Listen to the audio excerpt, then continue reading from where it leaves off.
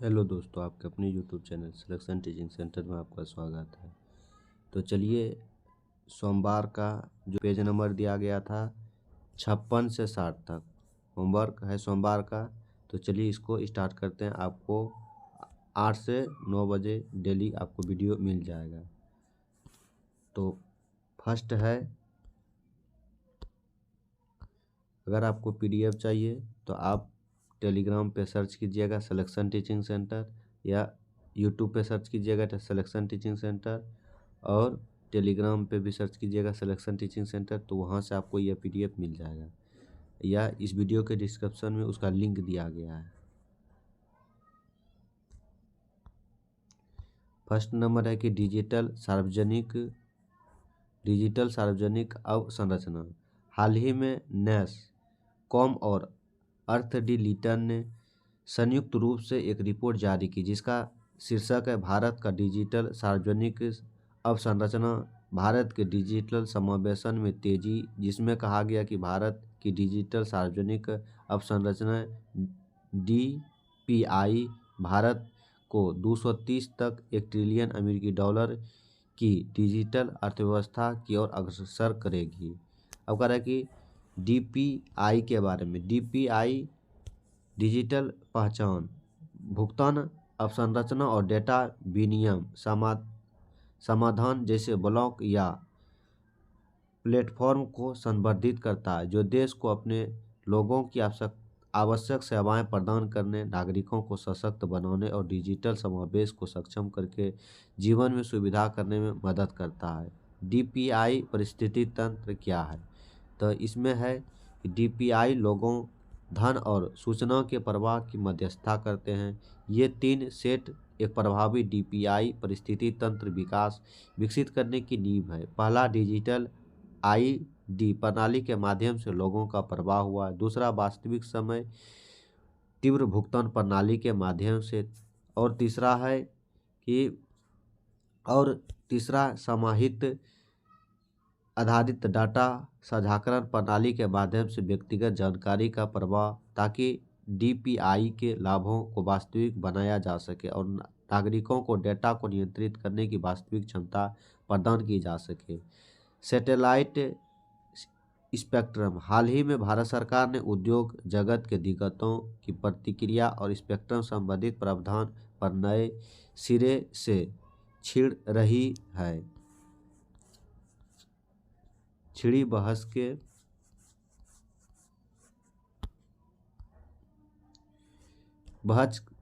के बीच satellite spectrum आवंटन नीलामी के माध्यम से नहीं बल्कि प्रशासनिक रूप से करने की घोषणा है। सैटेलाइट स्पेक्ट्रम क्या है?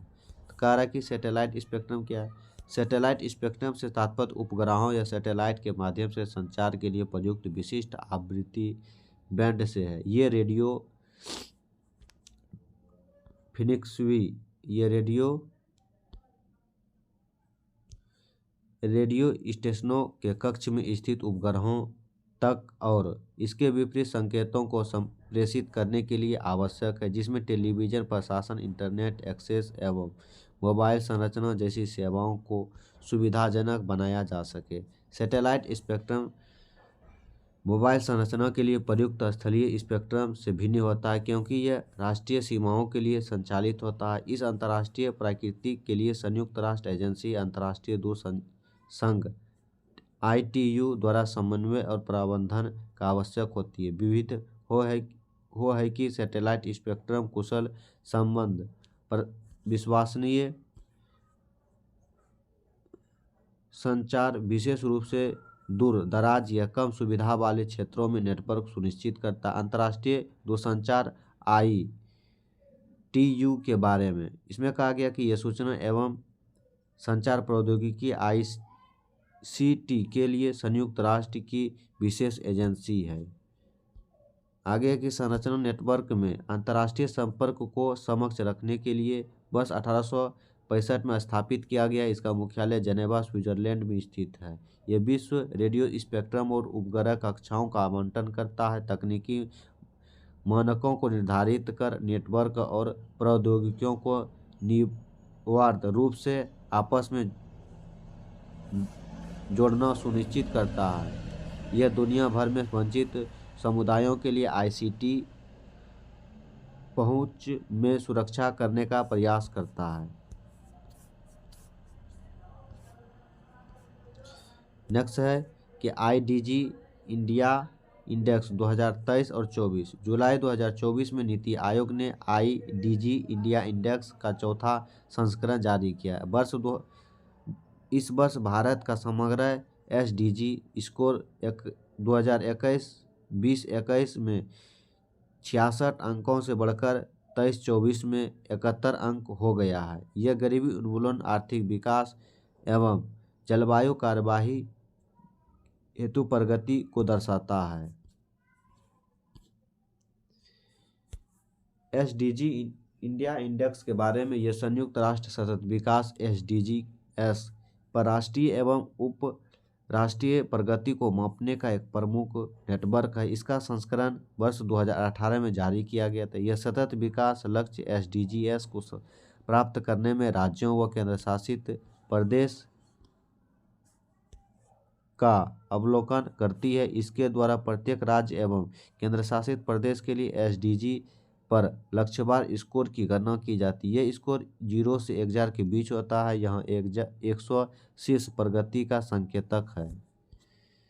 नेक्स्ट है कि एसडीजी इंडिया इंडेक्स 2023-24 के प्रमुख निष्कर्ष। इस इंडेक्स के सभी राज्यों के समग्र प्रदर्शन में सुधार हुआ है। केरल एवं उत्तराखंड सतत विकास लक्ष्य प्राप्त करने में 79 अंकों के साथ संयुक्त रूप से शीर्ष पर, तमिलनाडु 78, द्वितीय एवं तृतीय 77 पर, तीसरा स्थान गोवा है। इस सूचकांक में सबसे खराब प्रदर्शन के साथ बिहार 57 सबसे निचले पायदान पर है। इसके बाद झारखंड 62 एवं नागालैंड 63 स्थान पर है। केंद्र शासित प्रदेशों में चंडीगढ़, जम्मू कश्मीर, पुडुचेरी, अंडमान निकोबार द्वीप समूह और दिल्ली 5 प्रदर्शन करता रहे हैं।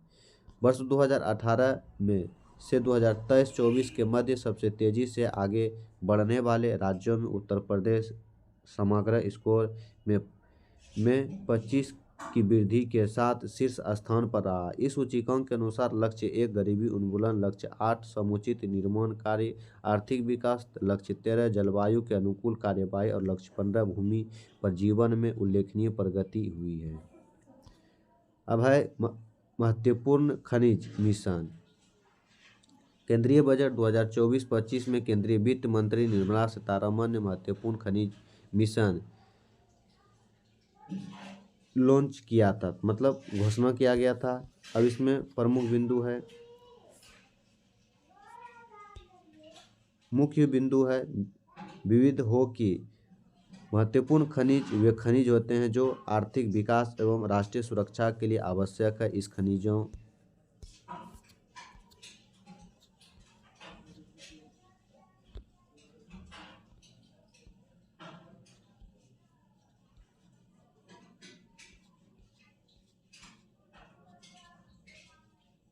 खनिजों की उपलब्ध में कमी होने या सीमित भौगोलिक स्थानों इसका निष्कर्षण या प्रसंस्करण केंद्रों से आपूर्ति श्रृंखला में गिरावट व्यवधान उत्पन्न हो सकता है। देश में तांबा, लिथियम, निकेल, कोबाल्ट एवं दुर्लभ पृथ्वी तत्वों सहित महत्वपूर्ण खनिजों की प्राप्ति आपूर्ति सुनिश्चित करने के लिए महत्वपूर्ण मिशन केंद्र सरकार द्वारा शुरू की गई है। इसके लिए उद्देश्य है घरेलू उत्पादन का विस्तार करना, महत्वपूर्ण खनिजों के पुनर्चक्रण को प्राथमिकता देना, परिसंपत्तियों की विदेशी अधिग्रहण को प्रोत्साहित करना। नेक्स्ट है कि उपग्रह आधारित टोल सामग्री प्रणाली। हाल ही में भारत में global navigation satellite system NSS आधारित इलेक्ट्रॉनिक टोल संगठन के कार्यान्वयन की घोषणा के बाद सरकार, सड़क परिवहन एवं राजमार्ग मंत्रालय ने टोल प्लाज्मा पर प्रतिरक्षा समय की वास्तविक समय निगरानी के लिए भौगोलिक सूचना पर आधारित एक सॉफ्टवेयर विकसित किया है। इसमें मुख्य बिंदु वर्तमान में सड़क परिवहन एवं राजमार्ग मंत्रालय ग्लोबल नेविगेशन सैटेलाइट सिस्टम आधारित टोलिंग सिस्टम पर कार्य कर रहा है। इसमें मौजूदा FAS टोल संग्रहक प्रणाली को बदलने और टोलिंग बूथों पर भीड़भाड़ के दीर्घकालीन समाधान संभावना है। नेक्स्ट है कि इस नए सॉफ्टवेयर को भारतीय राजमार्ग प्रबंधन कंपनी लिमिटेड ने विकसित किया है। यह भारतीय राष्ट्रीय राजमार्ग प्राधिकरण द्वारा प्रवर्तित एक कंपनी है। विविध हो कि प्रारंभ में इस नई तकनीकी को 100 टोल प्लाज्मा पर लागू किया जाएगा। इसमें लाइव मीटरिंग के लिए NHAI द्वारा चिन्हित किया गया है। इस टोल प्लाज्मा का चयन राष्ट्रीय जलमार्ग हेल्पलाइन नंबर यानी 1033 के माध्यम से प्राप्त भीड़भाड़ संबंधित फीडबैक के आधार पर किया जाएगा। प्रारंभ में NSS आधारित इलेक्ट्रॉनिक टोल संग्रह ETS प्रणाली को हाइब्रिड मॉडल के रूप में उपयोग किया जाएगा। इसे FASTag और GNSS दोनों एक साथ काम करेंगे।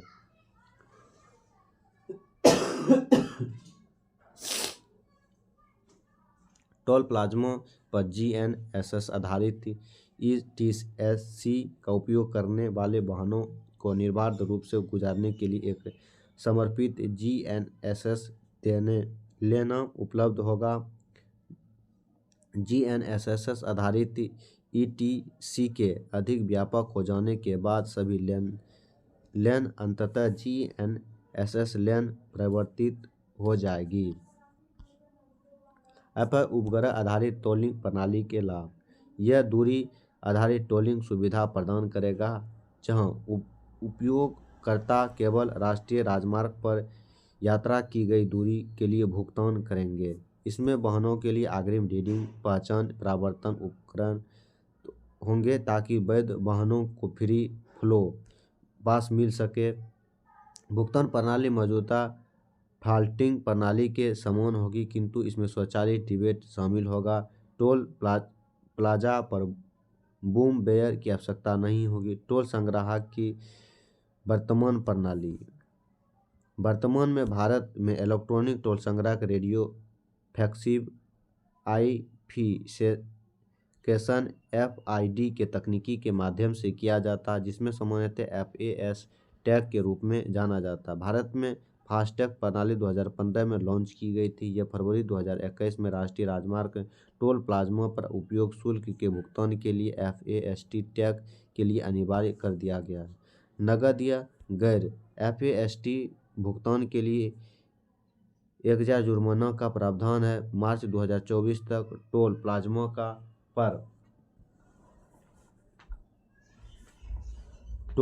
पर 98% से अधिक उपयोगकर्ता उपलब्ध भुगतान FASTag के माध्यम से करते हैं। उत्पादन आधारित योजना। घरेलू विनिमय क्षमता को बढ़ाने के लिए मार्च 2020 में केंद्र सरकार ने उत्पादन आधारित प्रोत्साहन योजना PLI को लॉन्च किया। मुख्य बिंदु।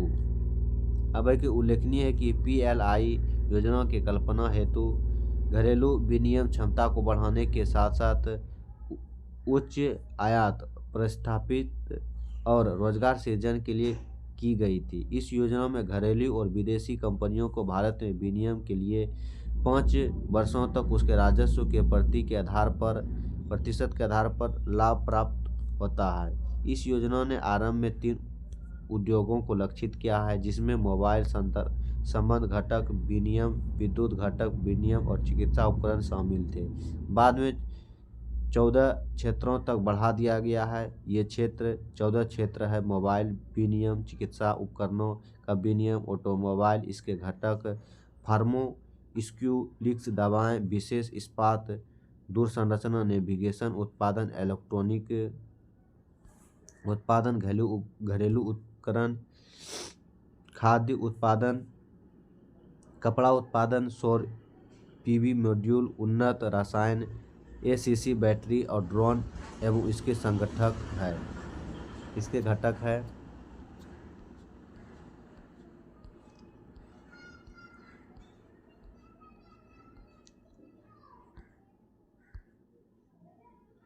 उल्लेखनीय है कि वर्ष 2023 में केंद्र सरकार ने रसायन और पेट्रोकेमिकल क्षेत्र को भी उत्पादन लीड प्रोत्साहन PLI योजना में शामिल किया है। जिससे अब तक इसके क्षेत्र बढ़कर 16 हो गए हैं। विदित है कि केंद्र सरकार का लक्ष्य है 2027 तक ऊर्जा स्वतंत्र होना और 2070 तक गेट शून्य हासिल करना।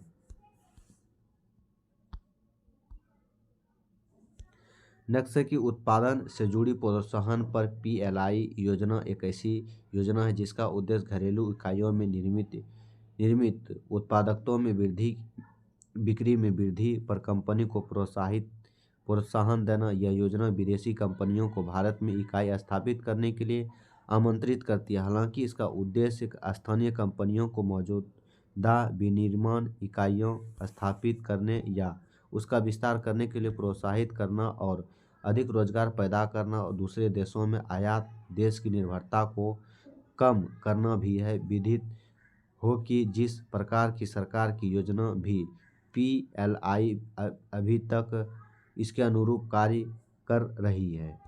नेक्स्ट है उत्पादन लिंक्ड प्रोत्साहन के उद्देश्य विश्व व्यापार संगठन के दिशा निर्देशन का अनुपालन करना और घरेलू बिक्री एवं निर्यात के लिए निष्पक्ष व्यवहार को बढ़ावा देना। उन्हीं तकनीकी प्रमुख क्षेत्रों में विदेशी निवेश को आकर्षित करना, निर्यात को बढ़ावा देना और आर्थिक विकास में योगदान देना। नेक्स्ट है कि PLI योजना विभिन्न लाभ प्रदान करती है जिसमें आयात और निर्यात शुल्क एवं रियायतें, कर छूट, सस्ती भूमि अधिग्रहण और नई परिस्थितियों का प्रबंधन करने एवं अंकांश निवेशकों के लिए समर्थन शामिल है। यह योजना सतत विकास और श्रम प्रधान क्षेत्रों में निवेश को प्रोत्साहित करती है जिसमें यह एक प्रभावी और सुलभ कार्यक्रम बना है। भारत में प्रत्यक्ष विदेशी निवेश करने वाला सबसे बड़ा देश सिंगापुर है। प्रधानमंत्री मोदी के सिंगापुर दौरे के दौरान वहां की कंपनियों भारत में निवेश में खासी दिलचस्पी रखी है, जिसे सिंगापुर के कैपिटल इन्वेस्टमेंट कंपनी CLI ने हाल ही में घोषणा की है कि अगले 4 साल में भारत में निवेश की रकम दोगुना करेगी। कंपनी वर्ष 2028 तक भारत में 1.32 अरब डॉलर या 90,000 करोड़ रुपये से ज़्यादा निवेश करेगी। छोटा सा सिंगापुर भारत में प्रत्यक्ष विदेशी निवेश करने वाला सबसे बड़ा देश 23 और 24 में सिंगापुर से भारत में 11.77 अरब डॉलर का प्रत्यक्ष विदेशी निवेश हुआ है।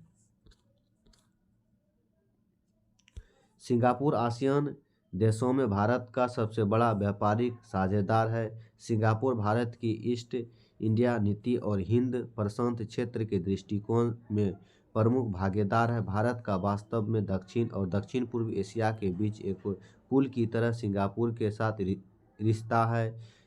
सिंगापुर 2021-24 की अवधि के लिए भारत के लिए आसियान देशों का समन्वयक है। इसने भारत आसियान संबंधों का व्यापक रणनीति समझाने में बदलने में महत्वपूर्ण भूमिका निभाई। अक्टूबर 2024 में भारत का डिजिटल लेन देन अक्टूबर 2024 में 23.5 ट्रिलियन रुपये मूल्य के 16.58 billion unified payments interface UPI लेन देन हुए, जो अप्रैल 2016 में इस डिजिटल प्रणाली के चालू होने के बाद सबसे अधिक संख्या है। मुख्य बिंदु UPI का पिछला शिखर सितंबर 2024 में वैल्यू के लिहाज से 15.04 बिलियन और जुलाई 2024 में मूल्य के लिहाज से 20.64 ट्रिलियन रुपये थे। पिछले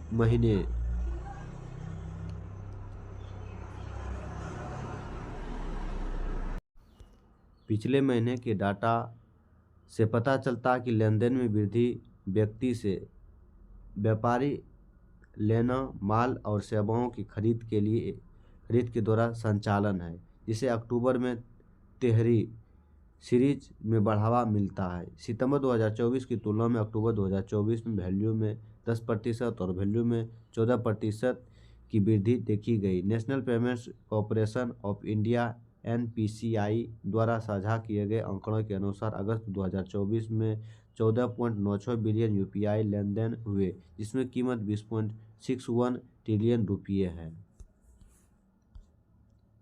अक्टूबर 2024 में दैनिक यूपीआई लेन देन की मात्रा 535 मिलियन, मूल्य 75,801 करोड़ रुपये को पार कर गई। इसकी तुलना में सितंबर 2024 में यह मात्र 501 मिलियन और 68,800 करोड़ रुपये थी। अक्टूबर में यूपीआई की मात्रा और मूल्य में साल दर साल YoY 45% और 37% की संख्या हुई।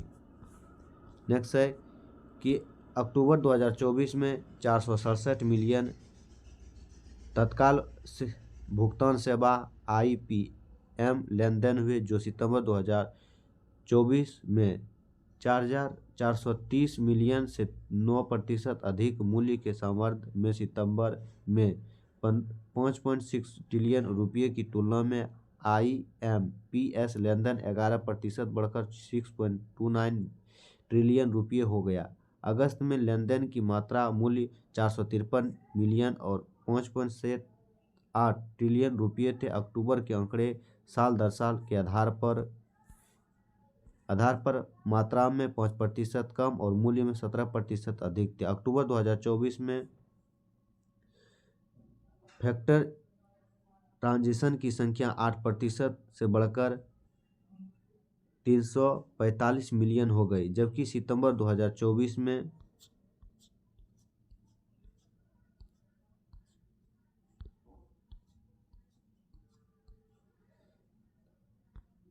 सितंबर 2024 में 318 मिलियन थी। अक्टूबर में 6,115 करोड़ रुपये के ट्रांजिशन हुए, जबकि सितंबर में 5,620 करोड़ रुपये के था। अगस्त में फास्टिंग वॉल्यूम 329 मिलियन और वैल्यू 5,611 करोड़ रुपया थी। पिछले साल के इसी महीने की तुलना में अक्टूबर में वैल्यू में 8% और वैल्यू में 10% की वृद्धि दर्ज की गई। अक्टूबर 2024 में आधार इन वेल पेमेंट सिस्टम पर 126 मिलियन ट्रांजिशन हुए, जो सितंबर 2024 में 100 मिलियन से 26% अधिक है। अगस्त में भी 100 मिलियन ट्रांजिशन हुए। ट्रांजिशन का मूल्य सितंबर 143 करोड़ रुपये की तुलना में 35% बढ़कर 32,443 करोड़ रुपया हो गया। अगस्त में ट्रांजेक्शन का मूल्य 24,676 करोड़ रुपया था। अक्टूबर 2023 की तुलना में APS में वॉल्यूम में 26% और मूल्य में 25% की वृद्धि देखी गई। डिजिटल अर्थव्यवस्था GDP 2026 तक बढ़कर 20% हो जाएगा। देश में डिजिटल अर्थव्यवस्था तेजी से बढ़ रही है। 2026 तक GDP में इसका योगदान बढ़कर 20% हो जाएगा, जो अभी 10% है। RBI की रिपोर्टिंग में कहा गया कि 2017-18 से लेकर 2023-24 तक, यानी पिछले साल में डिजिटल भुगतान की संख्याओं के आधार पर सालाना 50% वृद्धि दर्ज की जाएगी। मूल्य के लिहाज से यह हर साल 10% की रफ्तार में बढ़ रही है। इस अवधि में 2,428 लाख करोड़ रुपये के 164 अरब डिजिटल लेन देन हुए। अक्टूबर 2024 में भारत की GDP संग्रह, भारत के कर खजाने में लगातार वृद्धि हो रही है। अक्टूबर 2024 के लिए सकल वस्तु एवं सेवा कर GST संग्रह 187 करोड़ रुपये तक पहुंच गया है। यह साल दर साल लगभग 9% की वृद्धि दर्शाता है, जो अब तक के दूसरे सबसे अधिक मासिक संग्रह के रूप में अपनी स्थिति मजबूत करता है। GST संग्रह का विवरण इस प्रकार है। केंद्रीय GST 33,821 करोड़ रुपये, राज्य GST 41,864 करोड़, एकीकृत IGST 99,111 करोड़ रुपये, उपकरण 12,550 करोड़ रुपये है। अक्टूबर 2024 के संग्रह को पाक करने वाला एकमात्र महीने अप्रैल 2024, जिसमें जीएसटी राजस्व में रिकॉर्ड तोड़ 2.11 करोड़ रुपया संग्राहक व उच्च जीएसटी संग्रह का नियंत्रण रुआइन भारत की अर्थव्यवस्था का लचीलापन और सरकार के कर सुधारों और प्रभावशीलता को रेखांकित करता है। अप्रैल 2024 के लिए जीएसटी राजस्व संग्रह। अप्रैल 2024 में सकल वस्तु एवं सेवा कर जीएसटी संग्रह 2.10 लाख करोड़ रुपये की रिकॉर्डिंग उच्च स्तर पर पहुंच गया। यह घरेलू लेन देन 13.4% की वृद्धि, आयात 8.3% की वृद्धि में मजबूती वृद्धि द्वारा संचालित वर्ष दर 12.4% की उल्लेखनीय वृद्धि दर्शाता है। रिफंड के लिए लेखांकन के बाद अप्रैल 2024 के लिए शुद्ध जीएसटी राजस्व 1.92 लाख करोड़ रुपया है, जो पिछले वर्ष में की अवधि की तुलना में 15.5% प्रभावी वृद्धि दर्शाता है। अप्रैल 2024 के संग्राहक का विवरण। केंद्रीय वस्तु एवं सेवा सीजीएसटी 43,846 करोड़ रुपये है। राज्य माल एवं सेवा कर एसजीएसटी 53,538 करोड़ है। एकीकृत वस्तु एवं सेवा आईजीएसटी 99,623 है रुपया है, जिसमें आयातित वस्तुओं एकीकृत 37,886 करोड़ रुपया शामिल है। उपकरण 13,260 करोड़ रुपया, जिसमें आयोजित वस्तुओं पर एकीकृत 1,808 करोड़ रुपया शामिल है।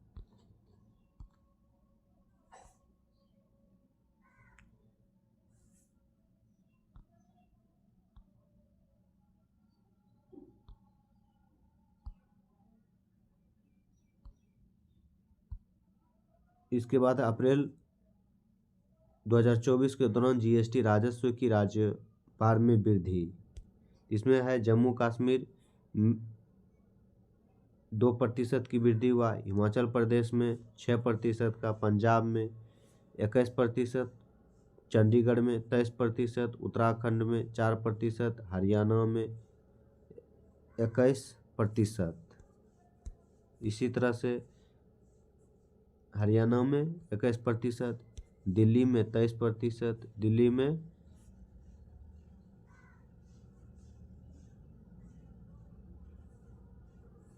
हरियाणा में 4%, दिल्ली में 21%, राजस्थान में 23%। इसी तरह से आप सब देख लीजिएगा, पीडीएफ आपको मिल जाएगा।